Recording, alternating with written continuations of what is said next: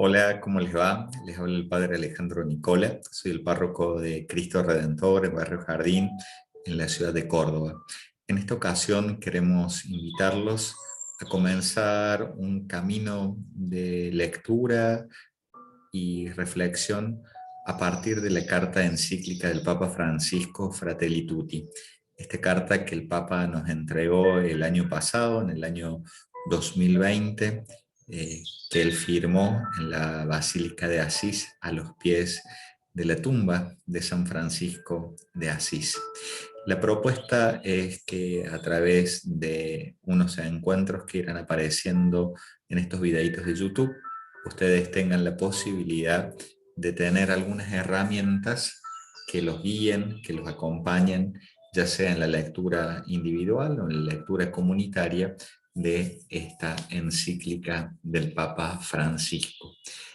Serán unos minutitos, luego tendrán algunas preguntas disparadoras, pero lo más importante es que ustedes se animen a leer y a profundizar, a pensar lo que el Papa nos está queriendo transmitir.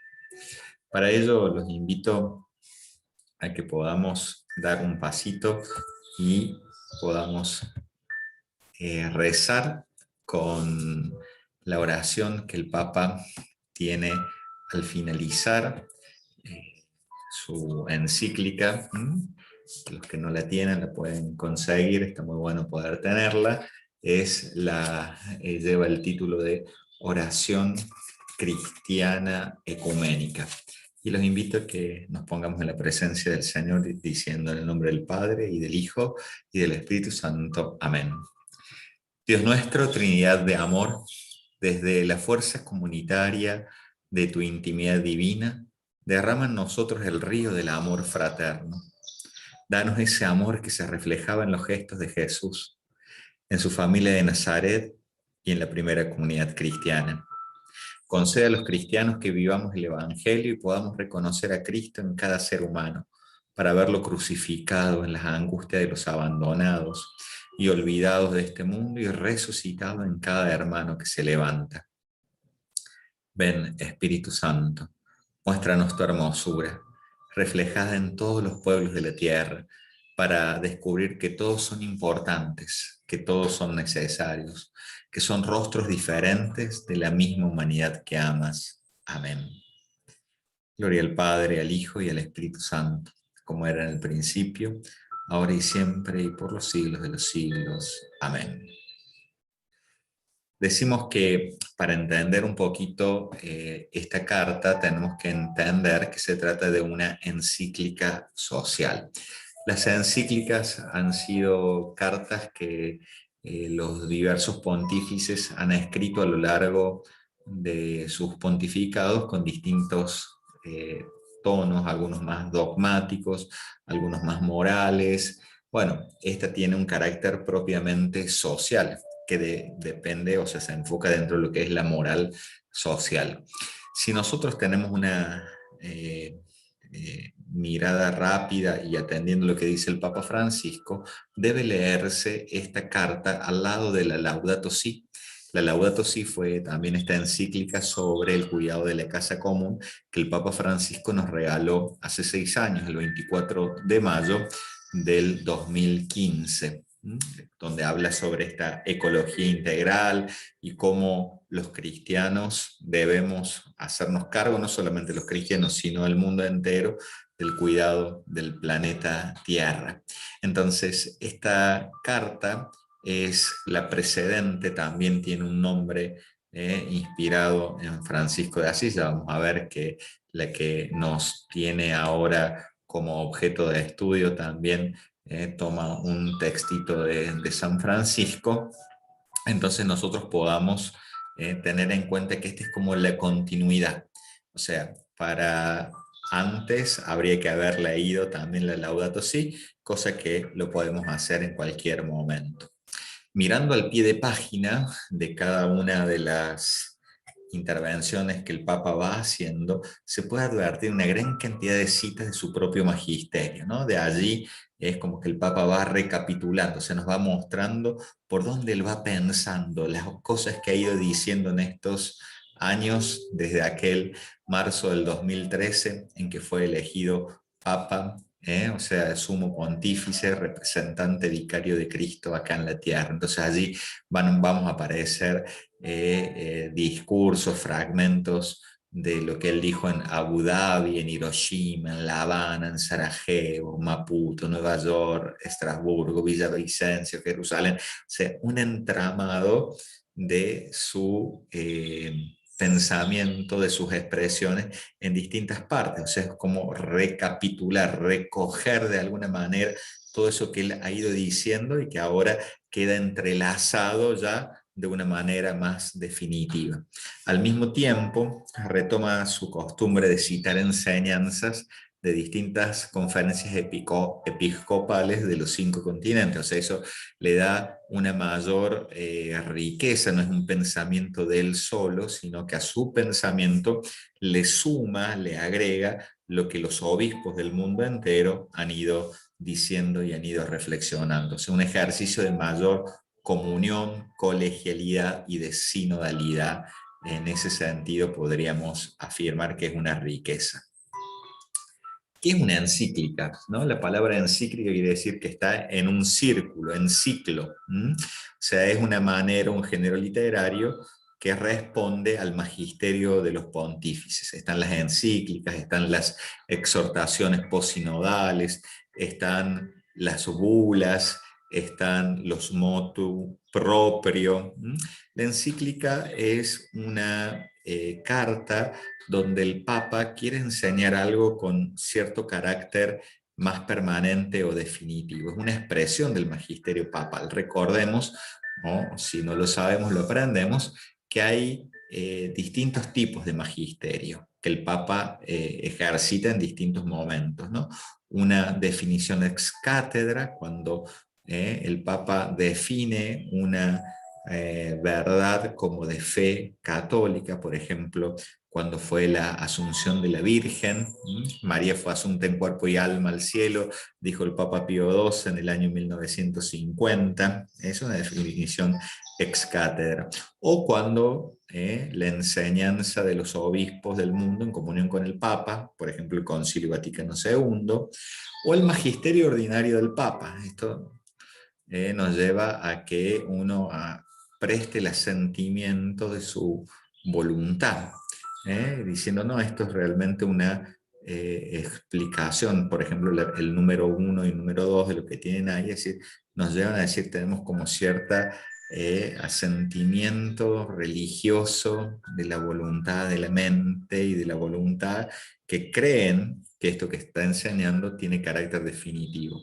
El magisterio ordinario del Papa es lo que ejerce a través de estas otras cartas, de estas otras expresiones o otros tipos de pronunciamiento. No todo lo que dice el Papa es infalible, ¿no? Si el Papa dice mañana va a llover y después hay un día soleado, no quiere decir que se haya equivocado, ¿no? Y son sobre cuestiones de fe y costumbres que afectan a la fe cristiana, ¿no? El Papa puede decir una cuestión, una opinión personal sobre algún dato, sobre algún elemento, y no necesariamente es de carácter infalible. Eso simplemente para que lo tengamos presente y veamos a qué apunta un poquito su enseñanza de acuerdo al título. Siempre debemos preguntarnos qué título tiene un determinado documento para saber el nivel o la jerarquía de ese documento, para saber qué grado de fundamento o de incidencia el Papa está pensando que tenga dentro de la comunidad de los católicos. Cuando en la Fratelli Tutti el Papa se inspira fundamentalmente el título en una expresión de San Francisco de Asís, que era como una de las formas que él tenía de llamarle a sus hermanos, ¿no? Somos todos hermanos, lo dice en Admoniciones 6, de sus escritos, ¿no? Está ahí apenas empieza el documento, está citado, ¿no? Como la Laudato Si era expresión de esa hermosa oración de Francisco de Asís: loado seas mi Señor por el hermano Solar. Esta costumbre de Francisco de llamar a todos y a todo hermanos. Pero también, junto con esta figura inspiradora de Francisco, aparece un icono bíblico, la del buen samaritano, donde el buen samaritano es Jesús, y todo hombre que se acerca a todo hombre herido en el camino. Esas son las dos claves que el Papa tiene en la mente a la hora de plantear esta encíclica. Algunos ejes transversales que nos van a ayudar a lo largo de la lectura de estos 8 capítulos, ¿no? Son 8 capítulos con una pequeña introducción que el Papa plantea, ¿no? El capítulo primero, las sombras de un mundo cerrado; el capítulo segundo, un extraño en el camino; el capítulo tercero, pensar y gestar un mundo abierto; el capítulo cuarto, un corazón abierto al mundo entero; capítulo quinto, la mejor política; capítulo sexto, diálogo y amistad social; capítulo séptimo, caminos de reencuentro; y el último capítulo, el octavo, las religiones al servicio de la fraternidad en el mundo. Algunas ideas que se van a ir como entretejiendo transversalmente, son 7 ideas que ayudan en esto, ¿no? El dinamismo universal del amor. El tema es el amor fraterno en su dimensión universal, en su apertura a todos, a partir de una primera apertura a la amistad social en la propia sociedad. Segundo, la relación entre lo local y lo universal. Necesitamos desarrollar esta conciencia de que hoy o nos salvamos todos o no se salva nadie. La pobreza, la decadencia, los sufrimientos de un lugar de la tierra son un silencioso caldo de cultivo de problemas que finalmente afectarán a todo el planeta. Eso que aparece entre paréntesis es el número que hace referencia a una cita textual de la Fratelli Tutti. Tercero, la arquitectura y la artesanía del encuentro. La conversación social, los consensos, la gentileza o amabilidad en orden a construir la amistad social. Y otro capítulo nos habla del reencuentro, el perdón, la arquitectura y la artesanía de un camino de curación de heridas, la memoria social y un firme rechazo de toda forma de guerra. Y en el último capítulo propone que las religiones hagan también su aporte en este proceso. Cuarto, la dignidad de cada ser humano más allá de las circunstancias. Una convicción básica de todo humanismo, el valor inmenso, inalienable e inviolable de toda persona humana, la dignidad de cada ser humano que nadie tiene derecho a ignorar o dañar. Quinto, el destino común de los bienes. La cuestión de una adecuada comprensión de la propiedad privada, subordinada y sometida al principio superior del destino común de los bienes. El mundo existe para todos, porque todos los seres humanos nacemos en esta tierra con la misma dignidad. Sexto, la promoción humana a través del trabajo. Es interesante, ¿no? Porque no es uno sin lo otro con respecto al quinto, ¿no? Sexto, la promoción humana a través del trabajo. Un propósito central de la sociedad y de la política es promover a cada persona.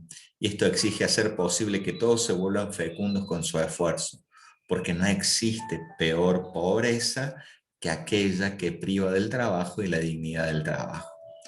Y séptimo, la necesidad de una sana política. Vuelve a sacar un tema muy antiguo y que hoy por hoy está un poquito vapuleado, ¿no? ¿Cuál es el lugar de la política en la sociedad? De alguna manera todo esto confluye a este gran objetivo que el Papa tiene y que nos invita a que todos podamos vivir y vibrar, ¿no? Lo dice en la introducción.